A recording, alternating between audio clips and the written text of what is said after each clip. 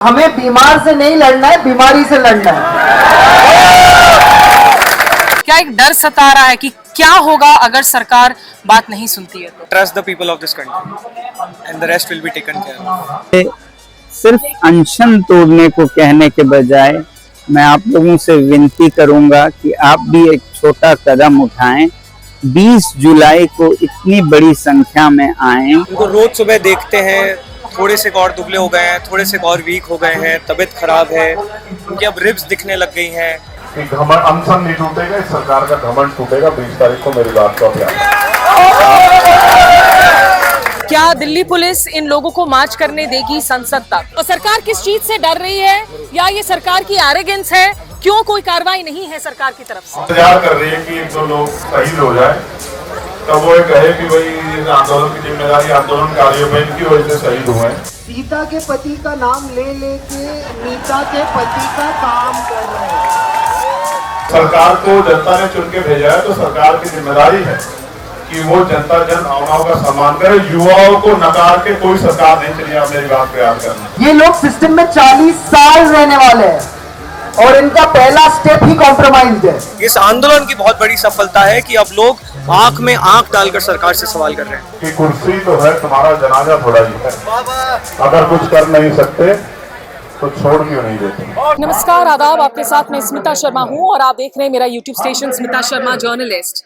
कारवां बढ़ता जा रहा है दिल्ली के जंतर मंतर में, जहां जारी है कॉकरोच जनता पार्टी का प्रदर्शन। और मेरे पीछे मंच पर आप देख रहे हैं सोनम लाको, सोनम वांगचुक, जिनके पास अभिजीत दीपकिया मौजूद हैं। 17 दिन से ज्यादा का वक्त हो चुका है, सिर्फ पानी ले रहे हैं, आमरण अनशन पर बैठे हैं। लगातार वजन भी घट रहा है, मसल मास भी घट रहा है।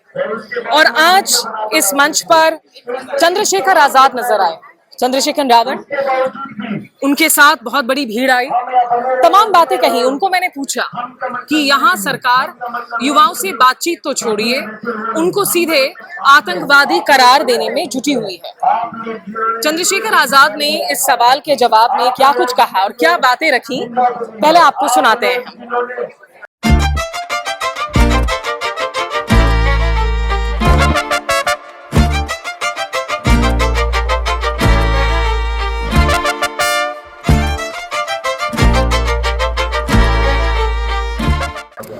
चंद्रशेखर जी, संसद के अंदर आप लोगों की रणनीति इस वक्त क्या हो पाएगी? क्योंकि अगर ये यहाँ से जाते भी हैं, मार्च करते हैं, तो मुमकिन ये भी है कि इनको दोबारा से जंतर मंतर में बैठने ना दिया जाए।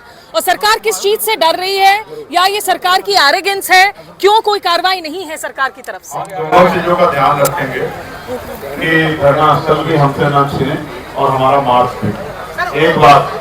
दूसरी बात, सरकार लोकतंत्र को राजतंत्र समझ बैठी है, इसलिए सवाल नहीं करना चाहती। इंतजार कर रही है कि एक दो लोग शहीद हो जाए, तब वो कहे कि भाई इस आंदोलन की जिम्मेदारी आंदोलनकारियों में, इनकी वजह से शहीद हुए हैं।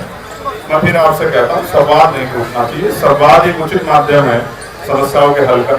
ये सरकार के खिलाफ लोग नहीं है, ये सरकार की नीतियों के खिलाफ लोग यहाँ खड़े हैं। सरकार को जनता ने चुन के भेजा है, तो सरकार की जिम्मेदारी है कि वो जनता जन भावनाओं का सम्मान करे। युवाओं को नकार के कोई सरकार नहीं चली। आप मेरी बात पे याद करना। सर, लेकिन सरकार जब नौजवान खिलाफ खड़ा होता है तो बड़े बड़े निजाम उभर जाते हैं, तो कुछ भी नहीं। सर, लेकिन सरकार आप तो देखते हैं, सरकार इन लोगों को आतंकियों की टीम भी कह रहे हैं, धर्मेंद्र प्रधान, नितिन नबीन भी इनको आतंकी कह रहे हैं। तो डायलॉग तो छोड़ दीजिए, इन पर लेबल चिपकाने में बिजी है सरकार इस वक्त। उनका बस चले तो वो सोनम वांगचुक जी को भी कोई नाम दे रहे, लेकिन इन्हीं सरकारों ने सम्मान दिया है तो कर नहीं पा रहे।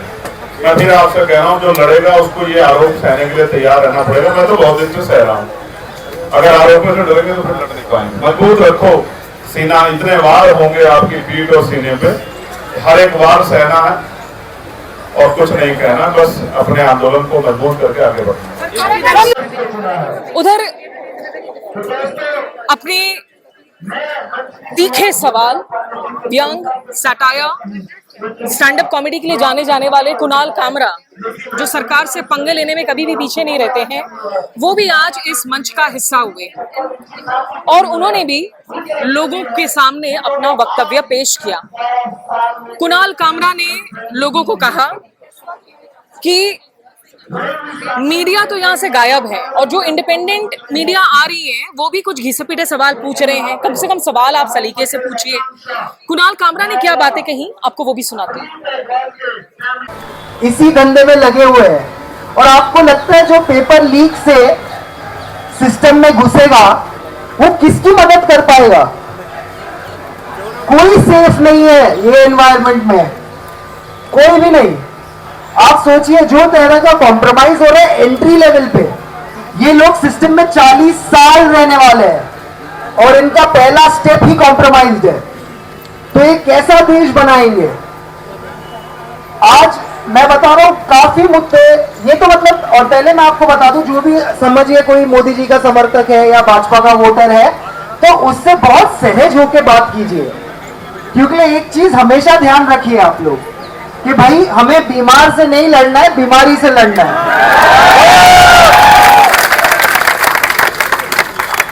तो बस आप देखिए, उनसे बात कीजिए, उनको समझाइए। पर अगर वो लॉजिक पे आते हैं ना कि हाँ मोदी जी ने किया है, सोच समझ के ही किया होगा, तो फिर अपना समय और बर्बाद मत कीजिए, दूसरे आदमी के पास जाइए। ये सिलेबस को साइड में करके आप 6 महीने का गैप देके फिर रिवीजन के लिए आ जाइएगा। पर मैं आज कहना चाहता हूं कि ये देश सोनम वांगचुक जी के साथ खड़ा हो, ये देश अभिजीत दीप्ति के साथ खड़ा हो, ये देश वो स्टूडेंट्स के साथ खड़ा हो जिनके साथ खराब हुआ है, जिनके साथ पूरी तरह से अन्याय हुआ है। और आगे जाते हुए हम सब मुद्दों पे बोले। आज हम धर्मेंद्र प्रधान पे बोलेंगे और इसके बाद हम एजुकेशन सिस्टम पे बोलेंगे, इसके बाद हम किसानों के लिए बोलेंगे, इसके बाद हम बेरोजगारी पे बोलेंगे। हम हर मुद्दे पे बोल सके, उसके लिए स्पेस रहे। और स्पेस इसीलिए है क्योंकि मीडिया निकम्मा होकर कोई चीज पे बोल नहीं पा रहा। आज मीडिया में बड़ी बड़ी नौकरी करने वाले एक सवाल नहीं पूछ पा रहे सरकार से, एक नहीं, हमसे पूछे जा रहे हैं आप यहाँ क्यों आए? अरे हम क्या डांडिया की प्रैक्टिस करने आए हैं? पेपर लीक नहीं होता तो नहीं आते, पेपर लीक हुआ इसलिए आए। अच्छा आप आए हैं, दूसरे क्यों नहीं आए हैं? अरे भैया आप पहले डिसाइड करो आप क्यों आए हो। भैया थोड़ा इधर देंगे। मीडिया का तो काम आप कर नहीं रहे हो, तो आए क्यों हो? और जो मेरे YouTube के साथी है, आप भाई आप मीडिया के, आपको जो सवाल पूछना आप पूछिए, पर आप ये निकम्मे मीडिया वालों की लाइन में क्यों सवाल पूछ रहे हो? आप स्वतंत्र हो, अपने सवाल पूछिए। आप इतनी दूर आए, आप वही सवाल पूछ रहे हैं जो मीडिया वाले पूछ रहे हैं। नहीं हमने सुना है ये हुआ है वो हुआ। आप अपने सवाल, आप पहले तो अपने साथ बैठ जाइए और पूछिए अपने आप से आप क्यों कैमरा लेके यहाँ आए हैं। वो पहला सवाल आप अपने आप से पूछिए, फिर उसके बाद आप सामने सवाल रखिए। आपको खुद नहीं पता आप क्यों आए हो। जो मेन स्ट्रीम मीडिया वाले 2-2 करोड़ का पगार लेके एसी स्टूडियो में पूछ रहे हो, यहाँ आप धक्का खाते वही सवाल पूछ रहे हो, और वो सवाल से किसी का फायदा नहीं होना, क्योंकि वो सवाल का कोई जवाब ही नहीं है। बहरहाल देखिए, अब सबकी नजरें बनी हुई हैं 20 जुलाई को, जब संसद चलो का ऐलान किया गया है। शांतिपूर्ण तरीके से क्या ये मार्च मॉनसून के संसद सत्र के पहले दिन क्या आगे हो पाएगा, क्या चल पाएगा? क्या दिल्ली पुलिस इन लोगों को मार्च करने देगी संसद तक? विपक्ष के बहुत सारे ऐसे चेहरे हैं जो आज इस मंच से जुड़ चुके हैं, जिन्होंने समर्थन दिया है। अखिलेश यादव ने भी अपील की थी सोनम वांगचुक से कि आप अपने इस फास्टिंग को तोड़ दीजिए, ये सरकार कोई बात नहीं सुनने वाली है। अखिलेश यादव की तरह ही देश भर से बहुत ऐसे चिंतित, व्यथित नेतागण हैं जो तमाम बातें कर रहे हैं, सोनमला को मैसेज दे रहे हैं, संदेशा दे रहे हैं, अपील कर रहे हैं। लेकिन सोनमला का कहना है कि मैं प्रतिबद्ध हूं और जब तक जिस मुद्दे को लेकर हमने अनशन की शुरुआत की वो मकसद पूरा नहीं होता, मैं ये नहीं छोड़ने वाला हूं। उनकी सेहत को लेकर लगातार चिंताएं यहाँ पर बढ़ती जा रही हैं और युवा सांसद हो, तृणमूल कांग्रेस, सीपीएम, तमाम ऐसे पार्टी हैं, आम आदमी पार्टी, जिनके नेता यहाँ पर जरूर आए हैं। कॉकरोच जनता पार्टी के ही प्रवक्ता आशुतोष राका से भी मैंने बातचीत की उनके ताजा रणनीति को लेकर। आइए आपको सुनाते हैं।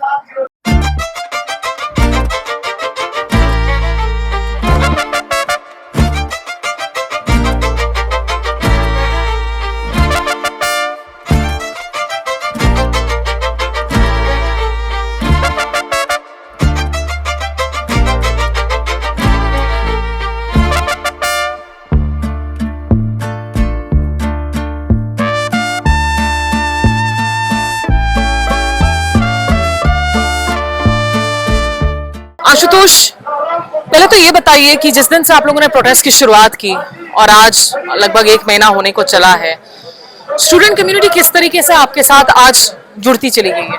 अब देखिए, आज वेडनेसडे इवनिंग है और इस समय आप जंतर मंतर के यहाँ पर देखिए कितना बड़ा जन सैलाब है। 26 दिन किसी आंदोलन को हो जाए, और स्पेशली ऐसा आंदोलन जो सिर्फ 1.5 महीने पुराना आंदोलन है, जहाँ पे हमारी कोई प्रिपरेशन नहीं है, कोई संगठन नहीं है। तो जिस तरह की जनता यहाँ पर आ रही है वो इतना ऑर्गेनिक क्राउड है, इतने ऑर्गेनिकली यहाँ पे स्टूडेंट्स आ रहे हैं। वेस्ट बंगाल से आ रहे हैं, आज एक लक्षद्वीप से ग्रुप आया, तमिलनाडु से आ रहे हैं, राजस्थान, यूपी, ये सब क्यों आ रहे हैं? ये सिर्फ और सिर्फ इस उम्मीद में आ रहे हैं कि आज हमारे देश की शिक्षा व्यवस्था शायद बदलेगी। ये इमोशनल होकर आ रहे हैं कि सोनम वांगचुक जी जो इतने बड़े साइंटिस्ट हैं, एजुकेशनिस्ट हैं, उनकी तबीयत 18 दिन से बिगड़ रही है और सरकार उनकी सुनने को तैयार नहीं है। तो वही सेंटीमेंट के साथ आज लोग आ रहे हैं, और इसीलिए आने वाले दिनों में आप देखोगे कि इतना ज़्यादा गुस्सा लोगों में बढ़ने वाला है। सरकार कंट्रोल नहीं कर पाएगी। सरकार के पास अभी भी वक्त है, थोड़ा सा चेते। हमारे खिलाफ प्रोपेगेंडा फैलाने से अच्छा है आप हमसे डायलॉग करिए, आप हमसे बात करिए, आप इंगेज करिए, वरना 20 तारीख को इतना बड़ा जन सैलाब उमड़ेगा कि आपकी पूरी की पूरी सरकार हिल जाएगी। आशुतोष, यहाँ बहुत सारे ऐसे नेता हैं, अखिलेश यादव, सरीके वगैरह सब, अब वो बहुत चिंतित हैं सोनमला की हेल्थ को लेकर। पूरे देश के लोग ही चिंतित हैं और वो लोग अपील कर रहे हैं कि आपने अपना point, you made your point, आप प्लीज छोड़ दीजिए। सोनमला तो प्रतिबद्ध है, लेकिन वो लोग इसी सुर में ये भी कह रहे हैं कि ये एक असंवेदनहीन सरकार है। यहाँ गंगा के लिए एक शख्स ने अपनी आहुति दे दी क्योंकि वो लगातार उसके लिए वो प्रोटेस्ट कर रहे थे, लेकिन जो सरकार नमामि गंगा में इतने करोड़ों की रुपए लगा सकती है प्रोजेक्ट में, उन्होंने उनकी कोई बात नहीं सुनी। तो कहीं ना कहीं आप लोगों के अंदर, आप हर रोज हर रात क्या एक डर सता रहा है कि क्या होगा अगर सरकार बात नहीं सुनती है? तो हम लोग सोनम जी की तबीयत को लेके ऑब्वियसली बहुत चिंतित हैं, लेकिन हम बहुत ज़्यादा उम्मीद भी लगा कर बैठे हैं इन युवाओं से, जो युवा यहाँ पर इस समय जंतर मंतर पर मौजूद हैं। जो अब तक नहीं हुआ वो अब हो रहा है, ऑलरेडी हो चुका है। जिस देश का युवा इतने सालों से सड़कों पे नहीं उतर रहा था, बात नहीं कर रहा था, परेशान था, वो युवा अब सड़कों पर है। जो अब तक नहीं हुआ वो अब होगा। इस सरकार का ईगो भी टूटेगा, इनका भ्रम भी टूटेगा कि इस देश का युवा बहुत समझदार है, इनको अच्छे से ठीक करना जानता है और इनको अच्छे से ठीक करके ही हम यहाँ से उठेंगे। लोगों का डर क्या कुछ कम हो रहा है आपको लग रहा है, या अभी भी डर ने लोगों को जकड़ रखा है? बहुत कम हो गया है। आप देखिए यहाँ पर ऐसे ऐसे लोग आते हैं, आप उनकी बात सुनिए जब वो स्टेज पर जाके अपनी बात रखते हैं। This is the most survived protest in the history of Indian democracy. यहाँ पे हर 5 लोगों पे इन लोगों ने एक पुलिस वाला लगाया है। इतने सारे हर पेड़ पे यहाँ पे इन लोगों ने कैमरा लगाया है। सादी वर्दी में पुलिस वाले घूम रहे हैं, ड्रेस में पुलिस वाले घूम रहे हैं। इतनी वीडियोस, इतनी कैमरास यहाँ पर लगाए गए हैं, फिर भी बिना डर के लोग यहाँ पर अपनी बात रख रहे हैं। तो वो कहीं ना कहीं ये दर्शाता है कि इस देश के लोग अब डरना बंद कर चुके हैं। इस आंदोलन की बहुत बड़ी सफलता है कि अब लोग आंख में आंख डालकर सरकार से सवाल कर रहे हैं। आपके लिए सबसे ज्यादा बड़ी सीख क्या रही है इस मूवमेंट से अब तक Ashutosh? Trust the people of this country and the rest will be taken care of. और सबसे ज्यादा भावुक पल? सोनम जी को रोज सुबह देखते हैं तो बहुत बुरा लगता है कि जिस व्यक्ति को शायद एजुकेशनल रिफॉर्म्स के लिए गवर्नमेंट को अवार्ड्स देने चाहिए, उनको इन्वॉल्व करना चाहिए कि किस तरह से देश की शिक्षा व्यवस्था सुधरे, उनको रोज सुबह देखते हैं। थोड़े से और दुबले हो गए हैं, थोड़े से और वीक हो गए हैं, तबीयत खराब है, उनकी अब रिब्स दिखने लग गई हैं, पाँव की मसल्स दिखने लग गई हैं। बहुत बुरा लगता है कि ऐसे व्यक्ति को आज 18 दिन से जूझना पड़ रहा है एक बेसिक सी चीज़ के लिए, अकाउंटेबिलिटी के लिए, जो शायद ये सरकार भूल चुकी है। एक आखिरी सवाल, बहुत सारे विपक्ष के चेहरे अब तक आ गए हैं इस मंच पर, या किसी ने ऑनलाइन समर्थन दिया है, आर्टिस्ट, सेलिब्रिटीज, 20 को आपको लग रहा है कि वो सारे विपक्षी दल भी एक साथ मार्च करेंगे? आप सब आएंगे, सब आएंगे, और उससे ज्यादा इम्पोर्टेंट ये कि इस देश की जनता आएगी, इस देश का युवा आएगा, दिल्ली का नहीं पूरे देश का युवा आएगा, और वो हमारे लिए ज्यादा बड़ी बात है।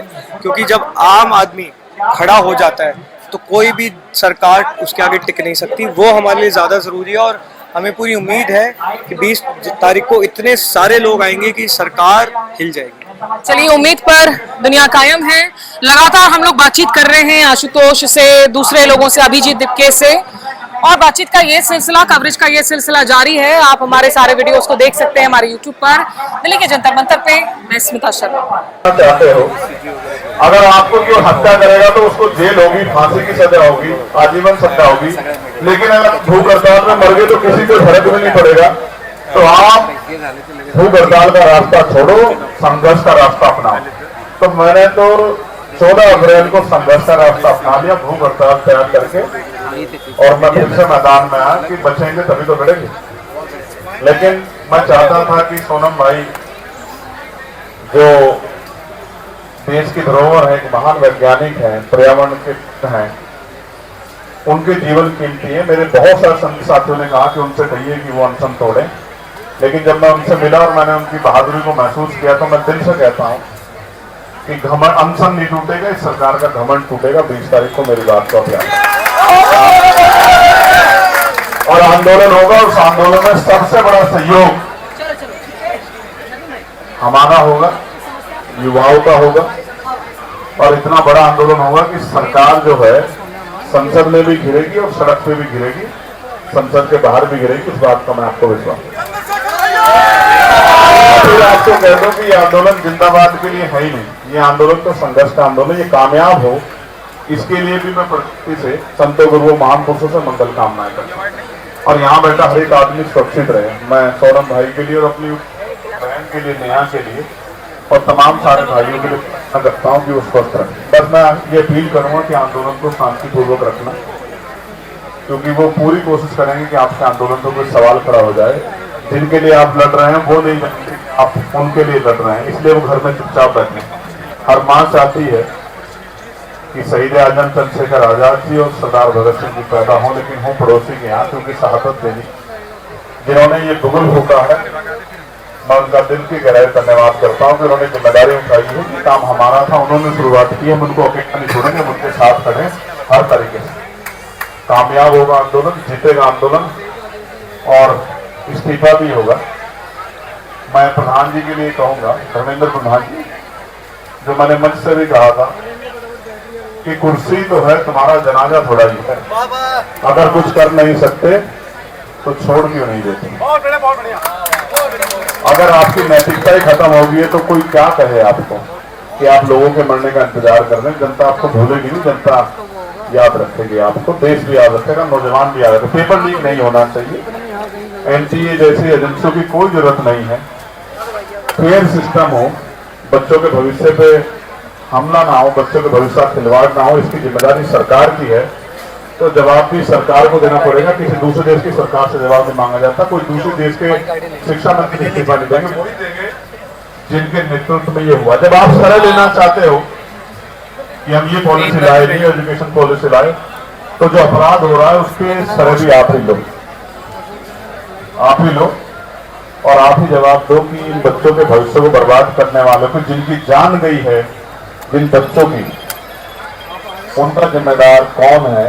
ये इंस्टीट्यूशनल मर्डर है, ये सरकारी सिस्टम के द्वारा हत्याएं हुई हैं, इसकी जवाबदेही सरकार की है। प्रधानमंत्री जी को, शिक्षा मंत्री जी को जवाब देना पड़ेगा। हम जवाब मांगने के लिए धन्यवाद।